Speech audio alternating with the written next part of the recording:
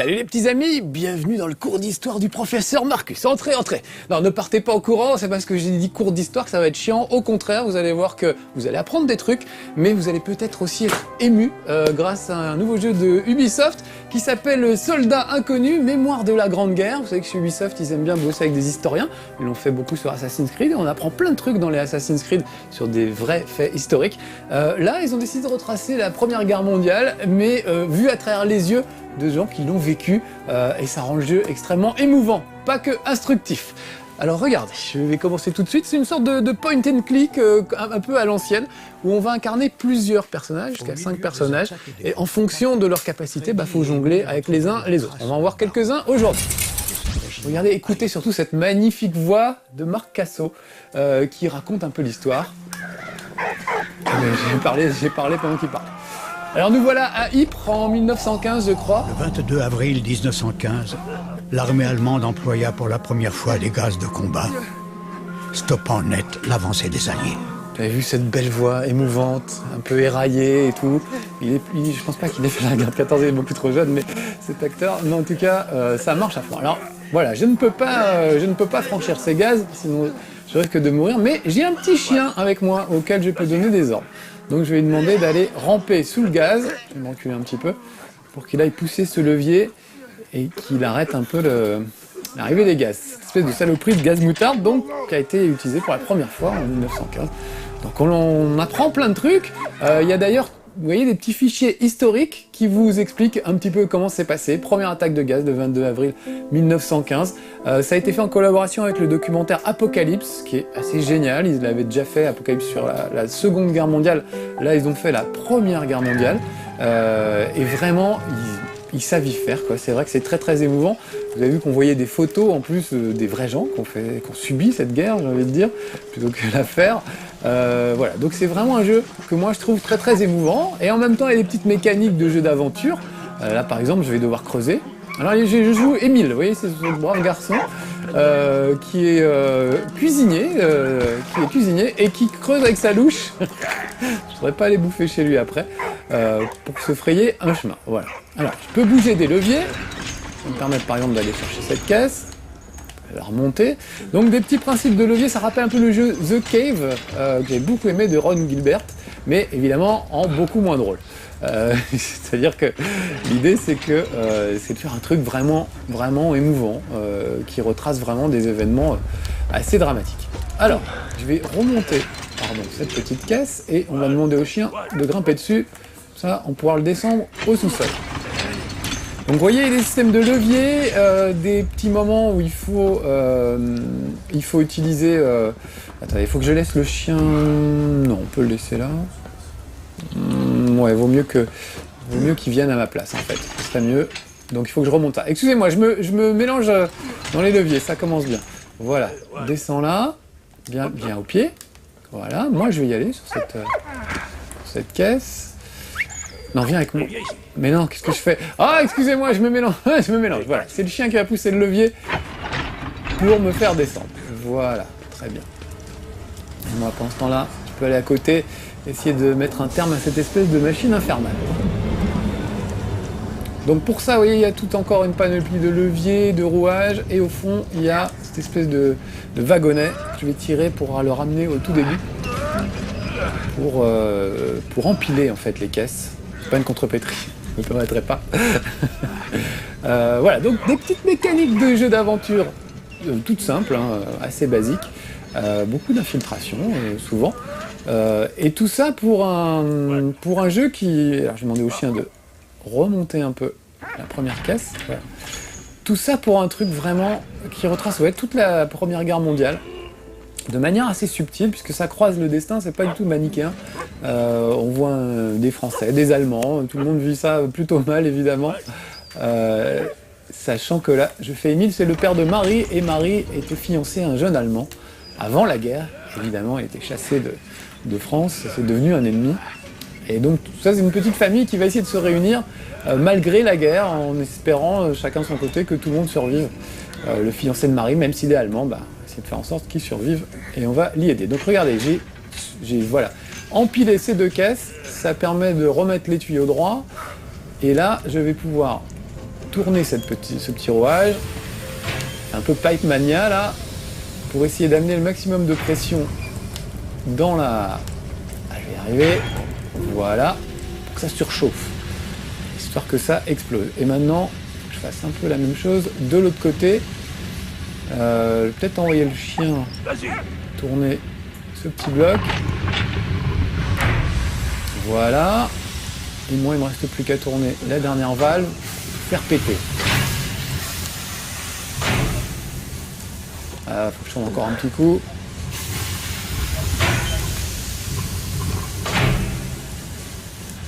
Non, c'est encore pas assez, pardon. Je vais y arriver. Qu'est-ce que j'ai oublié? Ah oui, bah maintenant le chien. Allez. Non, pas du tout. Oh là là là là. Elle était très bien, ma valve du début, en fait. Qu'est-ce que j'ai foutu?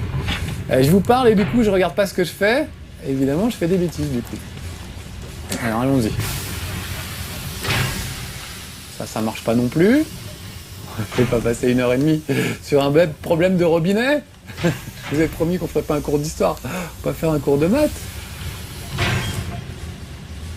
Voilà. Maintenant le chien. Ah, j'ai un petit doute sur ces trucs. Et ben alors pourquoi ça pète pas? Qu'est-ce que j'ai oublié?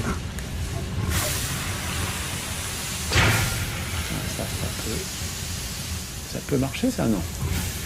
Attendez, allez, je me concentre 2 secondes. Faut toujours ça. Voilà, des trucs qui marchent du premier coup. D'habitude, là, évidemment, c'est une vraie galère. Ah bah là, si j'envoie, s'il tourne, c'est bon, là. Non, c'est l'autre. Allez.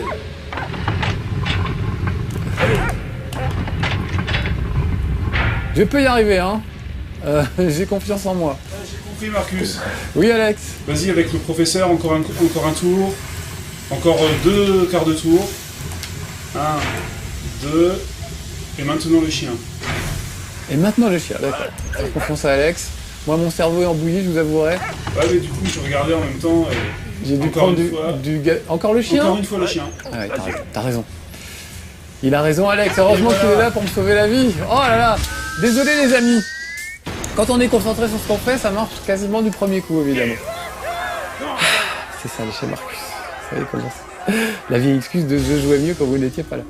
Maintenant, je Twitch un peu, comme ça, vous pouvez voir. Je prépare les chez Marcus, vous pouvez me voir sur Twitch. Vous pouvez voir que ça se passe bien, en fait. Sauf que je vous parle aussi, évidemment, parce qu'il y a des gens qui me laissent des messages sur Twitch. Et du coup, presque aussi troublé que dans un vrai chez Marcus. Enfin bon, bref. Allez, arrêtons de chercher des excuses.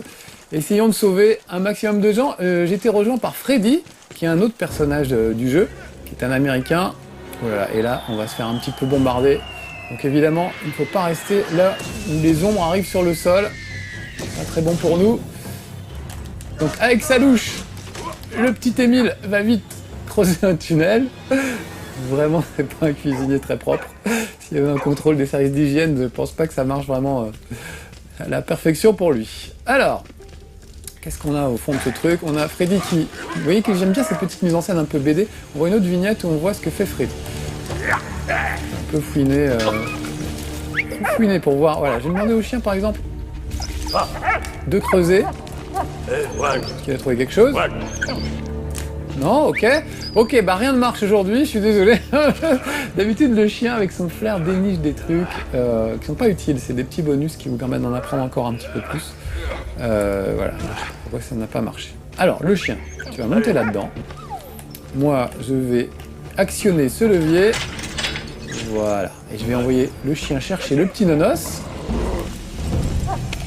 Je vais aussi envoyer dérouler cette échelle, comme ça je pourrai grimper. Voilà, super. Je récupère l'os. Bon chien, c'est bien ça. Et l'os va me servir de levier pour actionner ce petit mécanisme, et comme ça, on récupère Freddy. Freddy, lui, il a une tenaille, puisque c'est l'armée américaine, donc ils sont mieux équipés que l'armée française, qui lui permet, par exemple, voilà, de couper les barbelés. Donc un petit côté un peu Lost Viking. Je sais pas si vous vous souvenez de ce jeu, on avait 3 Vikings, un costaud, un avec un bouclier, un qui allait très vite. Et fallait un peu alterner entre les différents personnages pour réussir à s'en sortir. Là, c'est un petit peu ça. On peut switcher d'un personnage à l'autre, notamment avec le chien. Là, Emile joue beaucoup avec le chien, dans ce que je veux savoir aujourd'hui. On a pas mal d'utiliser le chien, mais il y a possibilité d'utiliser aussi d'autres personnages. Et puis il y a d'autres séquences comme celle qu'on va voir, une séquence en voiture avec un taxi. On peut assister par exemple au fameux épisode des taxis de la Marne. Sauveur s'appelait Anna. J'adore cette voix. Étudiante belge venue passer son doctorat à Paris, Anna était sur les traces de son père disparu. Le destin semblait... Alors par exemple, à un moment où vous allez jouer Anna sur les champs de bataille, vous êtes infirmière, il va falloir soigner les gens. On fait une espèce de jeu de rythme où on appuie un rythme sur les boutons pour faire des bandages et tout, y compris les amputations à la scie. C'est assez curieux comme choix, mais c'est assez original et ça marche plutôt bien. Alors écoutez, tout se fait en musique. On va repiquer un peu ça sur Rayman. Donc je dirige la voiture et je vais essayer d'éviter les bombardements en rythme. Ouf. C'est mignon ça.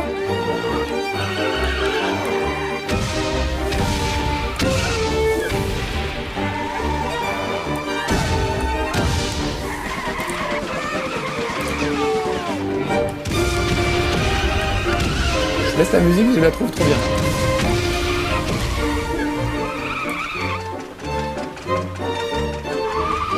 J'adore cette petite animation là, sur tous les câbles dans la voiture.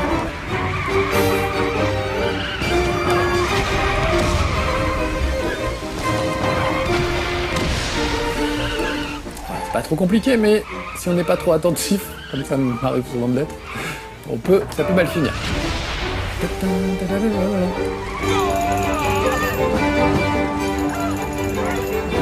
Éviter les mines maintenant. Bon, ça va, je reste tout droit.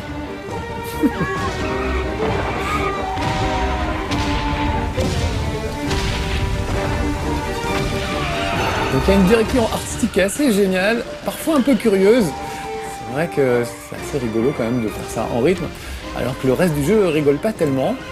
Vous n'êtes même pas à l'abri de chialer à la fin, c'est arrivé à certains que je connais. Je ne citerai pas Aurélien, mais il a versé sa petite larme quand il a joué à ce jeu. Et c'est vrai que moi, si j'étais pas loin, c'est vraiment des jeux qui vous prennent un petit peu au trip, qui sont très humains. On suit vraiment l'aventure de ces personnages et on s'y attache. Évidemment, on n'a pas envie qu'il en arrive des misères. Mais bon, c'est la guerre. Des misères, il en arrive à tout le monde. Oh, pauvre Freddy! Aïe, aïe, aïe, aïe, aïe. Alors là, on vient de faire une petite séquence en taxi. Il y a d'autres séquences en taxi, notamment, je vous disais, les taxis de la Marne. C'est un épisode assez célèbre de la guerre de 14. Mais là, il est traité vraiment, c'est comme un documentaire en fait. Dans les petits bonus, on vous apprend qu'en fait, les taxis de la Marne, donc ça consistait à réquisitionner tous les taxis de Paris pour acheminer les troupes sur la Marne, à une cinquantaine de kilomètres de Paris.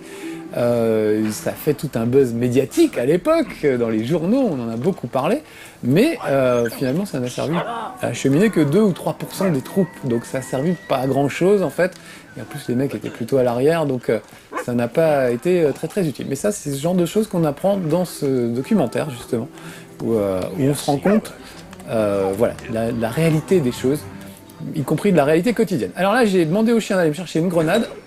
Je vais me la mettre sur le pied, voilà, c'est une très bonne idée. Je crois que je suis bon pour aller en chercher une autre. Voilà, donc hop, petit ordre au chien qui va me ramener une grenade. Ouais, je disais, on apprend vraiment la réalité quotidienne des combattants, notamment dans les tranchées, où on vous explique qu'une paire de chaussettes sèches, c'est quelque chose de très précieux, même si c'est pas facile à prononcer, que beaucoup mouraient voilà, de froid, de faim, pas forcément des combats, qu'ils avaient des poux, enfin c'était vraiment l'enfer dans les tranchées. Alors, avant de traverser, je vais attendre que ce monsieur à casque à pointe ait fini sa petite ronde, voilà. Parce que sinon, je vais me faire mitrailler et je serai bon pour recommencer.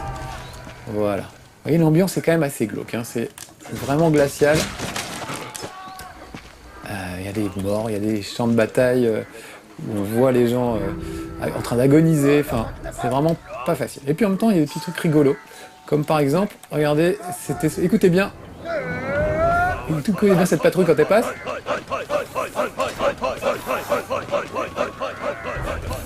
On dirait des mecs de heavy metal, quoi. Oi, oi, oi, oi, oi, oi, oi, oi, oi. C'est carrément un groupe de heavy metal qui se déplace. Moi, vous voyez que je reste planqué, je vous l'ai dit, il y a beaucoup d'infiltration dans ce jeu. On ne combat quasiment pas. Il y a vraiment, voilà, par 2-3 grenades, 2-3 coups de louche sur la tête des gars de temps en temps. C'est tout ce qu'on peut faire. Voilà. Là, j'envoie le chien derrière, de l'autre côté. Et on va remonter le champ de bataille pour essayer de trouver un petit outil pour cisailler les barbelés. Attention, revoilà le heavy metal. Ils auraient eu leur place dans Brutal Legend, hein, les gars. Il n'y a pas de souci. Avec la façon dont ils parlent. Donc là, regardez, il y a une petite pince. Hop, le chien va me la récupérer. Et il va me la ramener.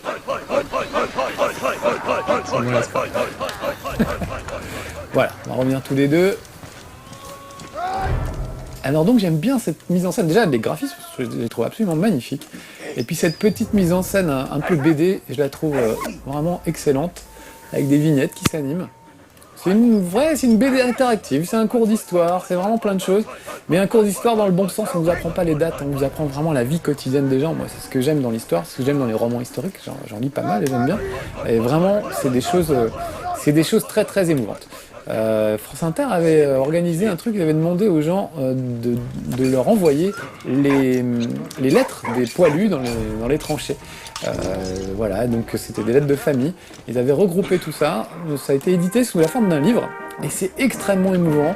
On voit vraiment la vie dans les tranchées, le début de la guerre de 14 où ils partent tous la fleur au fusil en se disant que ça va durer 2 mois, ça va être plié, etc.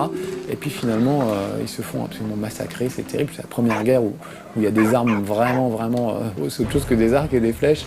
Il y a des mitrailleuses, il y a des mines, il y a vraiment des tas de saloperies qui ont été inventées à cette occasion-là. C'est l'occasion de voir comment ça a été vécu sur place. J'attends qu'il ait fini sa ronde, vous voyez, je me planque à chaque fois. Voilà, donc, ce qui est bien avec ce jeu, c'est qu'il n'occulte pas tout ça, au contraire. On voit vraiment la vie quotidienne des gens.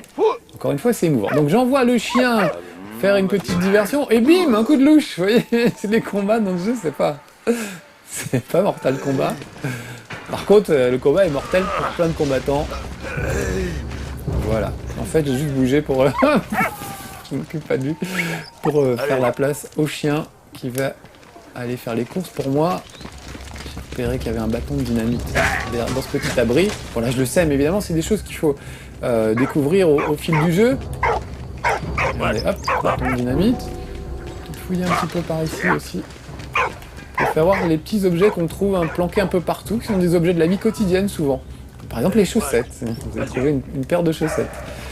Voilà, j'ai trouvé un petit truc de dynamite, c'est plus efficace que de la chaussette. Ça dépend de l'odeur de la chaussette et depuis quand elle est portée, vous me direz. Donc je vais le poser par ici.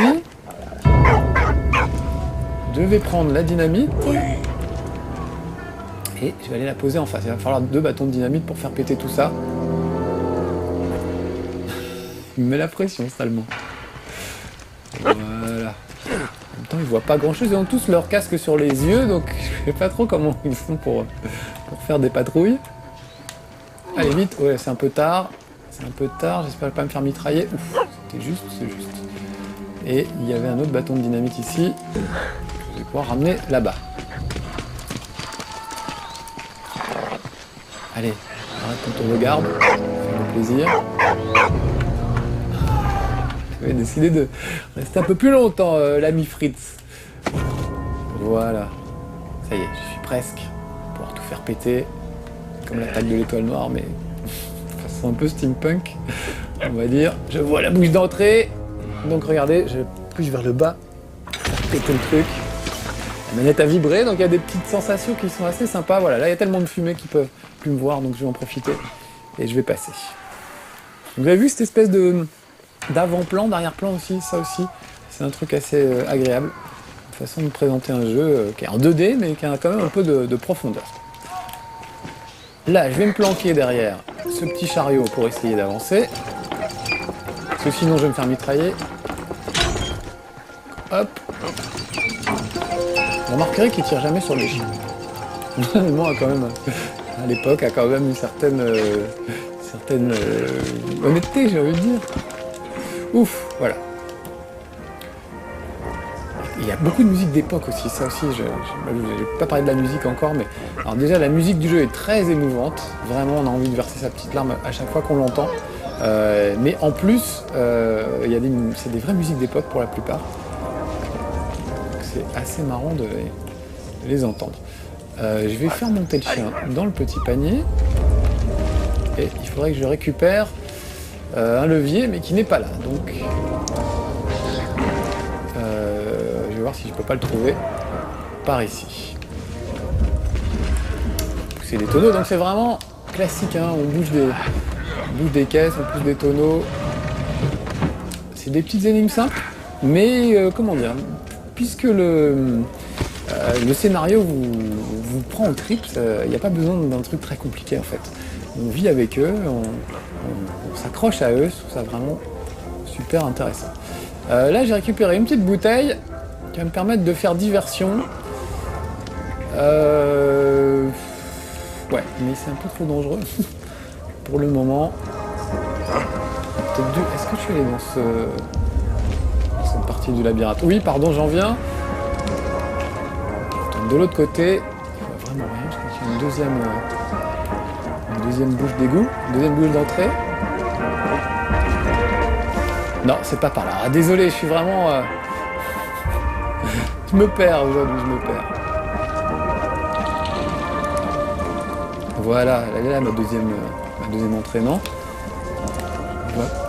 Je n'y vois goutte dans cette grotte, je l'avouerai.